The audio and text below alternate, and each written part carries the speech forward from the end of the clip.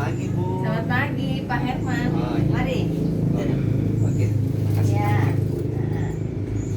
Jadi Bu, karena Iya. seperti yang saya kemarin sampaikan bahwa hari ini saya akan melakukan aksi wawancara dengan Ibu seperti yang diamanahkan dari calon guru penggerak Angkatan 5 Kabupaten Toraja Utara. Iya. Dan puji Tuhan hari ini saya diberikan kesempatan oleh Ibu Kepala Sekolah Iya. selaku pemimpin di sini untuk melakukan wawancara langsung. Iya. Iya. Oke, baik. Bagaimana Bu, ada waktunya hari ini? Iya. Oh iya, terima kasih banyak Bu atas kesediaannya. Iya. Sebelumnya saya minta maaf karena sudah meminta waktunya. Tidak apa-apa. Iya. Oke, baik. Salam guru penggerak, salam bahagia kepada Bapak Ibu guru hebat di Indonesia. Hari ini saya akan melakukan wawancara langsung dengan Ibu Kepala Sekolah SD 3 Rantepao, SD 2 Rantepao, mohon maaf. Nama saya Suherman SPDI, calon guru penggerak Angkatan 5 Kabupaten Toraja Utara. Iya. Oke, bagaimana Ibu? Kebetulan apakah Ibu bisa memperkenalkan diri? Oh, bisa. Ya, saya Ibu Neti Ringan, Kepala SDN 2 Rantepao. Iya, oke, baik Bu ya. Bagaimana Bu, kita mulai Boleh. sesi wawancaranya? Iya, terima kasih Bu ya. Ya. Baik, pertanyaan pertama saya Bu, selama ini bagaimana Ibu dapat mengidentifikasi kasus-kasus yang merupakan dilema etika atau rujukan moral di sekolah SD 2 Rantepao? Kasus yang Bapak maksud seperti apa?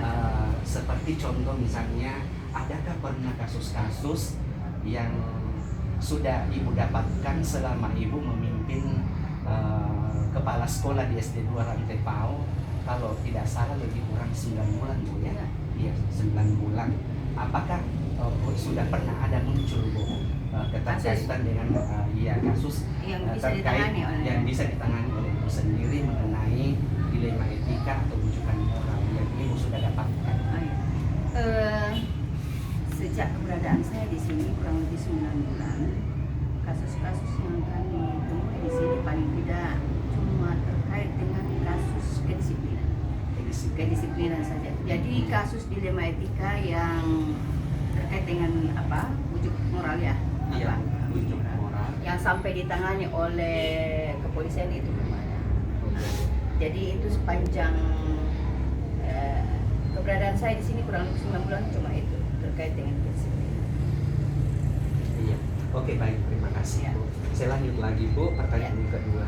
Apakah selama ini Ibu pernah menjalankan atau pengambilan keputusan di sekolah dengan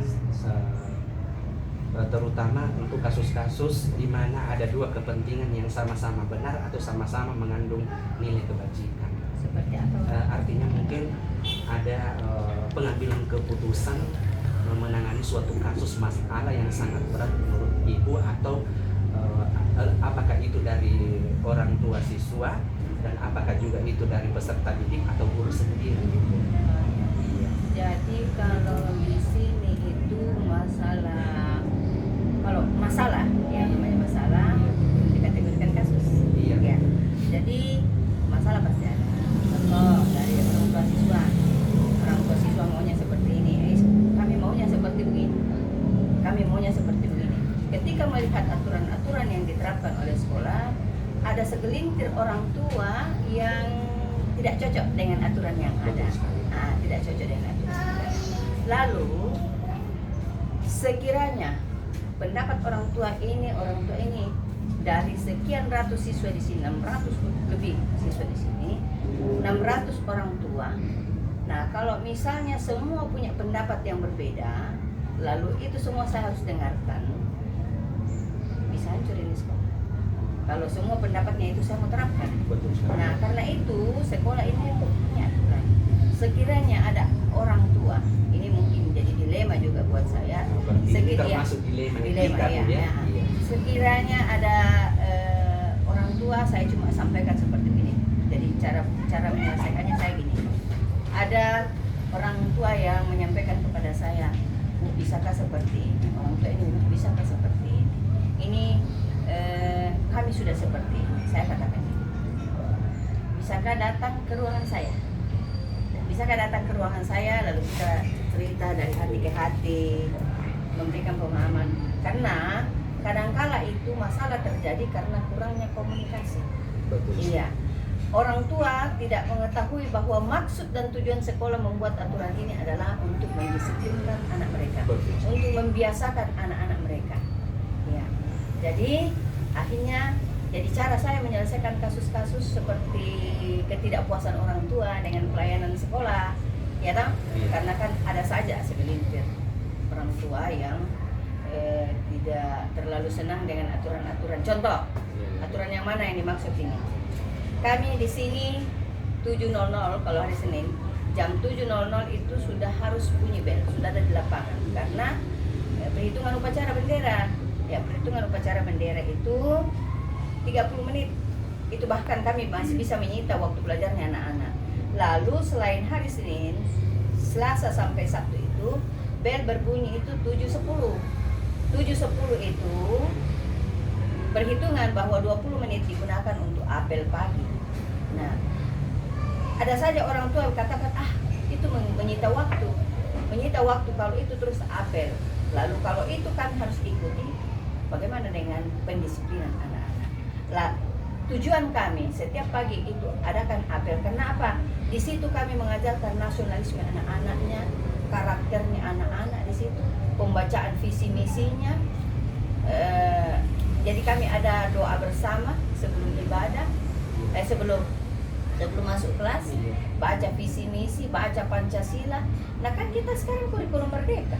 Iya, betul. Iya, jadi di sini penerapannya tentang profil pelajar Pancasila. Setiap hari kami bersama-sama membacakan Pancasila. Luar biasa, Bu. Ya. Jadi ada orang tua yang tidak setuju karena apa? Kami terlambat. Nah, ini di sini yang berat saya Jadi sebagai di situ dilema. iya dilemanya saya mengambil keputusan. Nah kalau misalnya orang tua itu saya harus ikuti. Oh iya katanya mereka selalu terlambat karena waktu masuknya itu cepat. Saya katakan seperti kalau ibu bapak tidak bisa mengikuti apa yang kami lakukan di sini, yang aturan yang ada di sini, yang tujuannya adalah untuk mendisiplinkan anak-anak bapak ibu, tidak apa-apa, dengan senang hati pintu pagar SD 2 silahkan cari sekolah yang mungkin tidak seperti dengan aturan yang ada di SD 2 gitu Pak. Oke, luar biasa Bu ya, Ya. mendengar apa tadi penjelasan Ibu tentang langkah-langkah tentang proseduran seperti apa yang biasa dilakukan. Itu memang luar biasa. Itu sangat muncul dilema etika yang Ibu rasakan dalam mengambil suatu keputusan. Namun pertanyaan saya selanjutnya Bu, yakni hal-hal apa saja yang selama ini merupakan tantangan dalam pengambilan keputusan yang Ibu rasakan ketika seperti yang Ibu tadi sampaikan bahwa ada orang tua siswa yang menegur Ibu karena selalu cepat masuk, kemudian setiap hari mengadakan apel pagi. Iya. Jadi pada hari Selasa dan Sabtu. Karena setiap hari ini kita apel, enggak gini.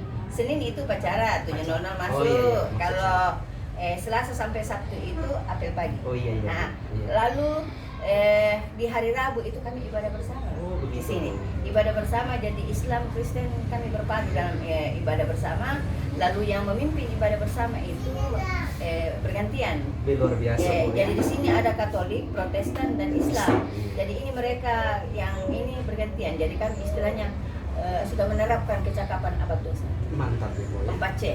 Ya, luar biasa Bu. Lalu ada penerapan tentang kurikulum merdeka, profil pelajar Pancasila. Iya.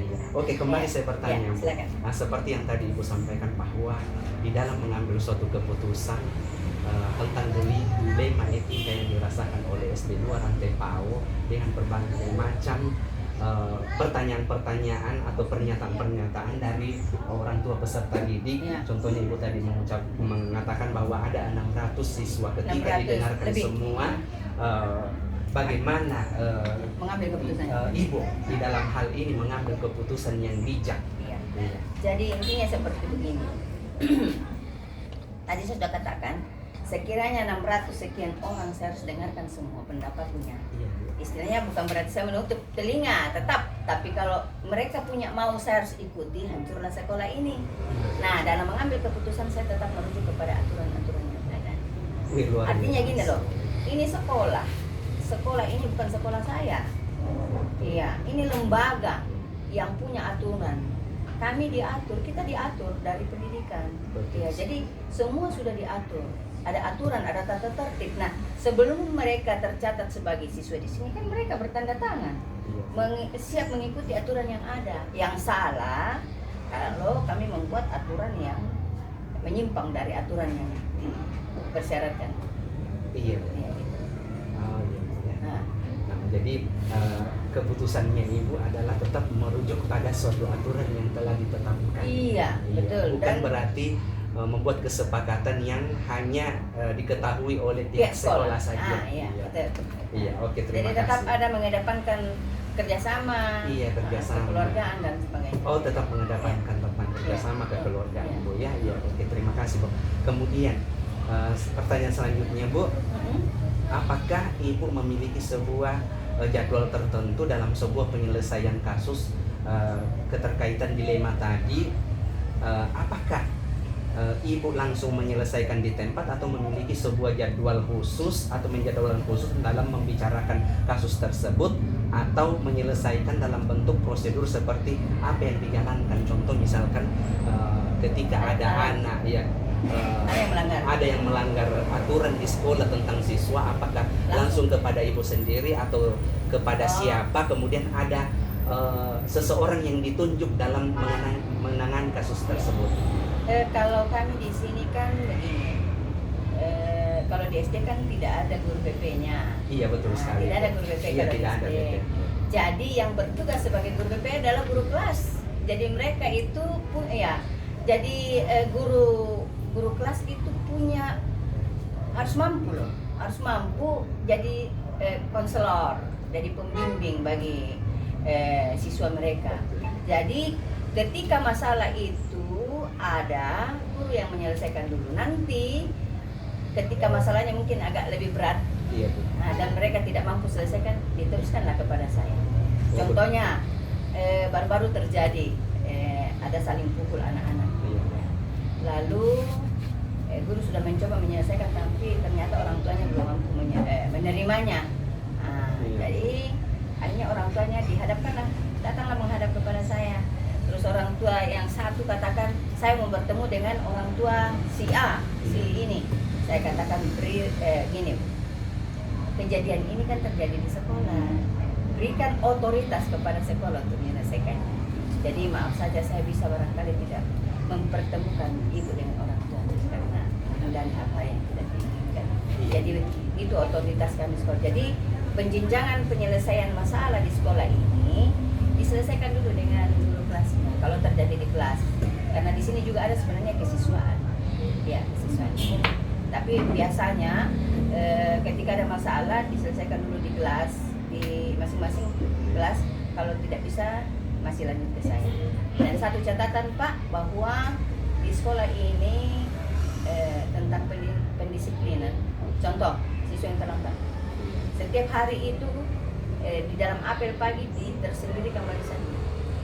Ada tersendirikan barisannya. Kira-kira yang mana yang kami katakan kasih beri nama itu barisan khusus. Barisan khusus itu adalah barisan yang melanggar aturan.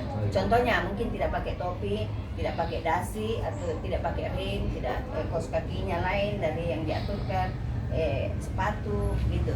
Jadi dan guru piket, karena di sini dari Senin sampai Sabtu itu ada guru piket. Jadi ada guru piket. Jadi karena di sini 2 sesi 1, sesi 2 ada guru piket. Jadi ada memang yang bertugas untuk mencatat. Jadi sudah kolaborasi di sini mencatat, dan ada buku pelanggaran. Jadi dicatat secara keseluruhan, dan pemberian sanksi itu kepada pelanggar itu kita gunakan pendekatan edukasi. Oke, baik. Terima kasih, Bu ya. Oke, ini pertanyaan saya yang terakhir, Bu. Seperti yang tadi Ibu sudah sampaikan bahwa di dalam mengambil pertanggungjawaban memutuskan suatu pemutusan masalah itu terkadang memang menjadi Berat. dilema dan Iya. berat buat kita semua. Pakai mata buat si Iya. malakama, Pak. Betul sekali, Bu. Mati kena, Namun mundur kena. saya suka dengan kebijakan Ibu yang tetap mengedukasi siswa walaupun memang dalam membuat kesalahan namun tidak menghukum secara Fisik. fisik, ya, tetapi dalam membentuk karakter tersebut sehingga bisa mengubah dirinya berperilaku yang lebih baik. Ada contoh, Pak? Mau saya ceritakan? Contoh? Bisa, Bu. Nah, Iya. gini, suatu minggu lalu kejadian, kami lagi apel, saya lihat ada siswa yang lari di sana. Jadi saya perhatikan, lalu setelah apel saya kunci dulu, barisan tidak ada yang goyang. Nah, lalu guru saya katakan satu guru ke sana, satu guru ke sini, nah, untuk palang mereka. Rupanya guru itu tidak menemukan siswa lagi, padahal ada beberapa yang lari lupa. Tapi ternyata tadinya mereka sudah masuk di barisan, saya tidak lihat. Nah, saya tanya, siapa tadi yang sempat lari? Awalnya tidak mau, tapi ketika saya menyampaikan pernyataan, coba belajar jujur, saya tidak akan marah kalau jujur. Akhirnya mereka angkat tangan, semua jujur. Bapak tahu, semua saya panggil ke depan dalam masih posisi barisan apel ini, ada sekitar 300 lebih siswa. Mari ke depan, saya perlihatkan kepada peserta apel. Saya lihat ini contoh. Saya bukan memberi sanksi, Pak, malah saya puji. Saya kasih reward atas kejujuran mereka. Jadi saya katakan begini, lihat ini. Coba, saya senang karena kalian sudah jujur. Ya, walaupun kalian sudah salah, tetapi yang saya salut karena kalian berani jujur atas pelanggarannya. Dan saya panggil gurunya. Siapa punya anak wali ini? Tolong catatkan di dalam jurnalnya bahwa hari ini mereka sudah melakukan karakter tentang kejujuran. Nah itu, jadi saya berikan contoh kepada semua siswa bahwa yang pokok itu adalah memiliki sifat jujur. Oke, luar biasa. Ya. Nah, jadi tidak memberikan hukuman fisik, Pak, malah kita kasih reward. Saya kagum, Bu, Iya. dengan apa yang Ibu alami selama memimpin SD 2 TPAO. Iya. Itu sangat sesuai dengan pengambilan keputusan yang memang saya sudah pelajari juga di guru CGP. penggerak. Iya, iya. Pendidikan Selamat, guru Pak. penggerak. Bersyukur Bapak bisa masuk. Oke, pertanyaan Ya. terakhir saya, Ibu. Ya. Ketika Ibu membuat suatu keputusan, misalkan keputusan yang ada di sekolah itu kan, apakah Ibu sendiri yang membuat atau berkoordinasi langsung dengan orang yang di sekolah atau orang tua peserta didik? Aturan itu tidak bisa kita buat sendiri, Pak. Oh, iya. Ya, jadi semuanya perlu disosialisasikan. Oh, berarti Iya. tetap sosialisasi, Bu, ya? Sosialisasi. Wih, luar Yang dihadirkan paling komite. Iya. Komite, ada itu dewan guru, semua komponen yang ada di dalam lingkungan SD 2 kita harus tahu.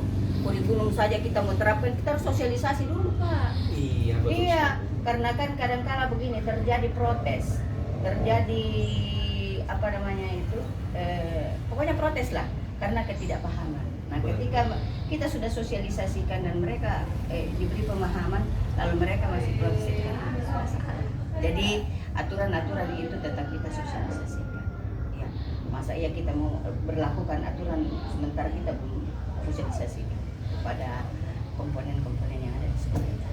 Iya. Oke, saya rasa wawancaranya hari ini cukup, Ibu. Saya turkan banyak terima kasih banyak, Iya, Bu, selamat, karena Pak. sudah menyempatkan waktunya untuk saya wawancarai. Saya terima kasih banyak Pak Herman sudah dilibatkan dalam tugas Iya, ini. terima kasih. Senang rasanya Oh, iya. bisa berkontribusi dalam CGP ini. Oke, terima kasih, Bu. Iya, Ya, selamat salam Pak. sehat dan sukses selalu, Iya, terus semoga Bapak berkarya, Bu. sukses. Amin. Iya. Oke, demikianlah hasil wawancara saya dengan Ibu Netirin SPDI selaku SPD Pak. SPD, maaf. Iya, iya. Ibu Netiringan SPD selaku Kepala Sekolah SD 2 Rantai Pao yang menyempatkan waktunya untuk saya wawancarai dalam mengambil keputusan. Demikianlah video kami, lebih dan kurangnya mohon dimaafkan. Saya ucapkan wassalamualaikum warahmatullahi wabarakatuh dan selamat pagi dan salam sejahtera untuk kita sekalian. Wassalamualaikum warahmatullahi wabarakatuh. Salam guru penggerak, salam bahagia, salam merdeka belajar. Salam.